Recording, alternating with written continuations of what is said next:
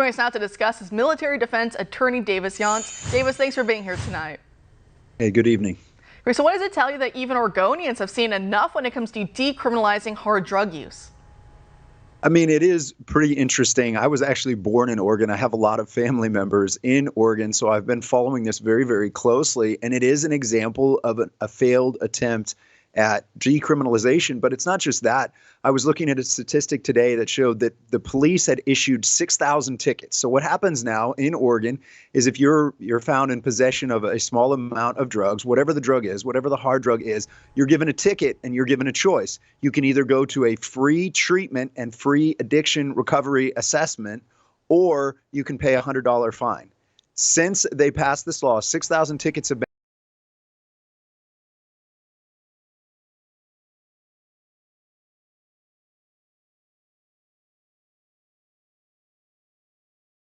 handed out, and only 92 people have gone for an addiction screening and gone to an addiction recovery center. So it's absolutely a failed experiment, and there are consequences from it. These hard drugs do contribute to mental illness. They absolutely contribute to poor decision making. And we're talking about all drugs here. So we're talking about meth, cocaine, crack, LSD. We're talking about drugs that have known mental health consequences as well as those that are highly addictive. So this shouldn't be shocking at all. And it is interesting to see, even in a state like Oregon, the population turning against this because they see the consequences of it.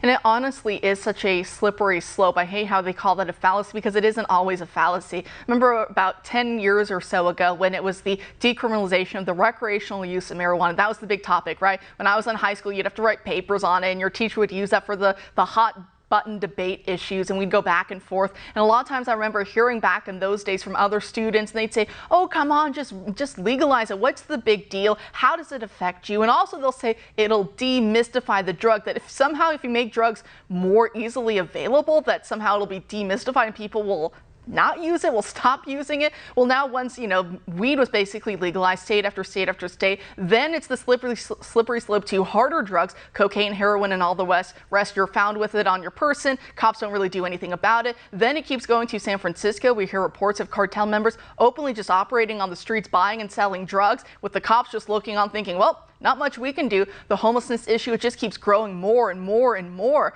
I mean, I'm sure you've probably seen videos also in the Pacific Northwest, Oregon, and also in Washington State, where a lot of cops are told they can't even engage in criminal pursuits anymore in vehicles. So sometimes you'll see these street takeovers. You'll see young guys, they're drinking beer, they got drugs in the back, and they're just taking over entire streets. And then they do donuts around the cop car going, what are you going to do about it? Literally nothing. It just became such a slippery slope. So for all those people who said, well, just make drugs somehow more legal and just easier to get, somehow you're going to reduce the problem? I mean, do you think everything we've seen these last 10 years, especially these last 5 years, should throw that all out the window, that we've just allowed people who are susceptible to their own worst vices really just fall into such a morass of despair and loneliness and pain? And I don't think that's the Christian thing to do, is to keep people hooked on these drugs and then just on the streets. I mean, for me, I don't find that compassionate. Do you?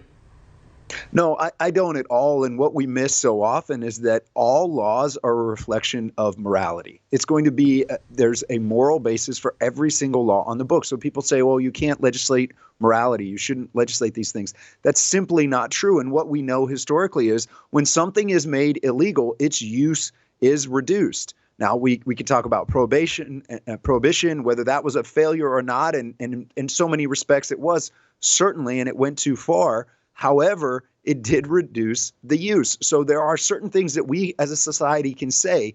Not only is it immoral to allow people to have easy access to these hard drugs that will do permanent damage to their health and to their mental health, it's immoral to do that, but it's also immoral not to protect the innocent who are the bystanders and are the consequence of these cartels, these cartel actions, and this drug use. I mean, who's benefiting from decriminalization of drugs or the failure of these DAs to prosecute? It's the Mexican drug cartels. It's, communists who produce fentanyl in China.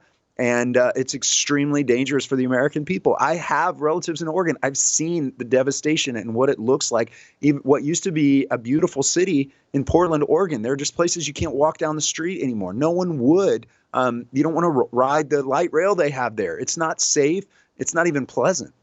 No, it's not, and I also have family members, extended family members who've fallen into drugs. I think many of us have that poor situation happening amongst us, and you just kind of watch it and you see, like you said, that the morality of laws and how, keeping things illegal does at least reduce the use of said illegal thing. But then the more you allow it to grow, and then you see these black markets of the cartels and stuff, they go after people who are nice enough, but maybe they just aren't, they don't have a lot of prudence and wisdom and temperance. Maybe they aren't, disciplined by adults with wisdom as when they were younger, and so they kind of look for easy highs and short-term fixes, and so it's a lot of people, they just get led astray. And I just think it's just so painful to watch, because a lot of times it does start in teenage years when they are minors, when they are kids, and we should be better caring for them and looking out for them instead of just preying on them and letting these predators out amongst them, giving them all sorts of junk so they can overdose or become addicted and then be left on the streets. And then, like I was joking earlier, and I don't mean it offensively, I just mean it to kind of say how it is, but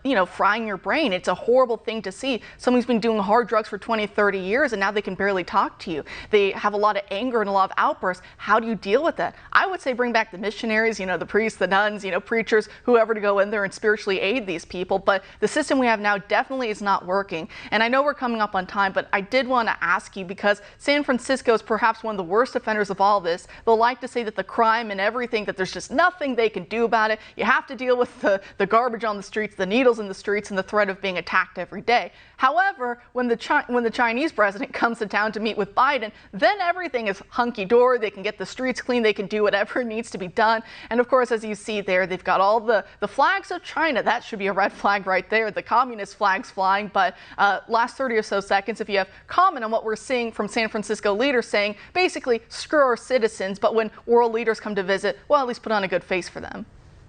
Well, it's a question of misplaced priorities, but what's even worse is it looks like a celebration of the Chinese are some of the worst human rights offenders and some of the worst persecutors of Christians and other minorities in the world. So I find it terribly offensive, and my heart aches for people that see this and see the message that this sends when this can happen. Because what about the people of San Francisco that have to deal with this crime and these disgusting streets every day? If they can clean it up, that's a question of priorities and it's a question of policy, but it's deeply concerning.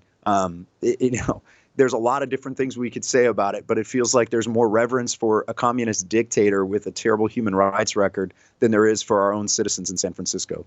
And the fact that Newsom is doing so much for him and that he's trying to run for president, well, basically is what it looks like, and he keeps running to Xi for help on that, kind of shows you where the real power is. And it's not that he believes it's in the hands of American voters. He thinks it's abroad. But Davis, always a pleasure having you on. Thanks for joining us tonight.